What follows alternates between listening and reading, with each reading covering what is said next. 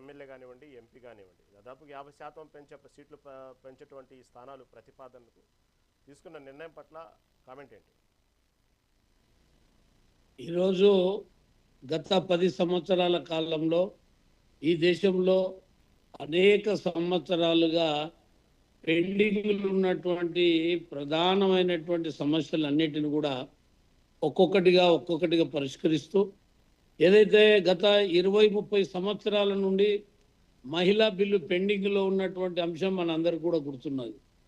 ఆ మహిళా బిల్లుని ప్రధానమంత్రి నరేంద్ర మోడీ గారు ఈ మధ్య కాలంలోనే 33% మహిళలకు అన్ని రంగాల్లో, రాజకీయాల్లో కావచ్చు, ఇతరతర రంగాల్లో కావచ్చు 33% రిజర్వేషన్లను ఇచ్చి ఇవాళ మహిళాభివృద్ధిని ముందుకు తీసుకుపోతున్నటువంటి ఈ తరుణంలో ఇంతకుముందు పెద్దలు నరేంద్ర గారు అనేక విషయాలు ప్రస్తావించినటువంటి దాంట్లో మహిళల బిల్ అయిన వెంటనే పెట్టాలని అంటే ఇవాళ మనకు 2009 జనాభా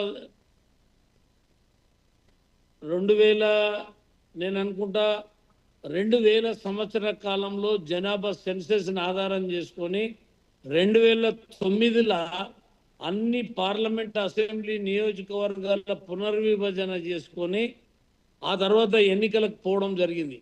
20 ఏళ్ల తర్వాత మళ్ళీ ఇప్పుడు 2029కి 20 ఏళ్ళు పూర్తవుతాయి.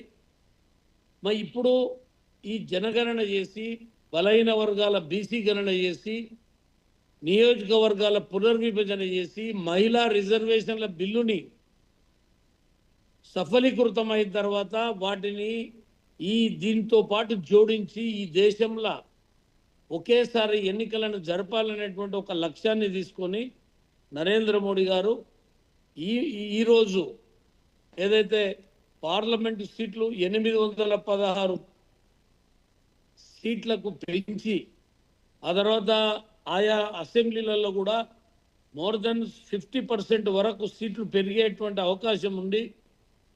ఒక్కో నియోజకవర్గాలలో ఎక్కువ శాతము జనాభా ప్రాతిపదికన చేయాల్సినటువంటి అవసరం ఉందని గ్రహించి కేంద్రం ఒక మహత్తరమైనటువంటి విప్లవాత్మకమైనటువంటి మార్పులు తీసుకురావడం జరిగింది.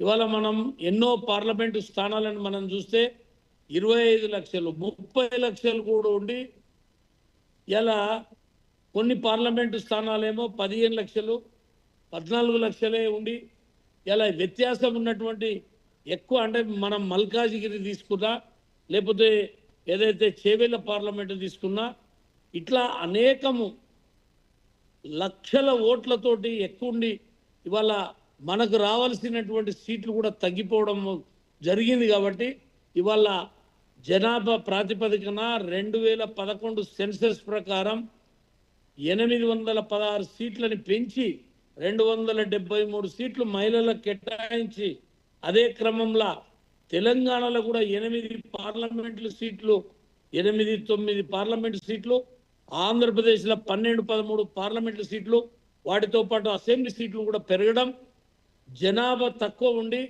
పరిపాలన సౌలభ్యమయ్యే విధంగా ఒక మార్పుని తీసుకురావాలనేటువంటిది ఇంతకుముందు పెద్దలు అన్నట్టు ఇవన్నీ కూడా రొటీన్గా జరగాల్సినవే. 20 ఏళ్ళకు ఒకసారి సెన్సెస్ ప్రకారం డిలిమిటేషన్ జరగాల్సిందే, నియోజకవర్గాల పునర్విభజన జరగాల్సిందే.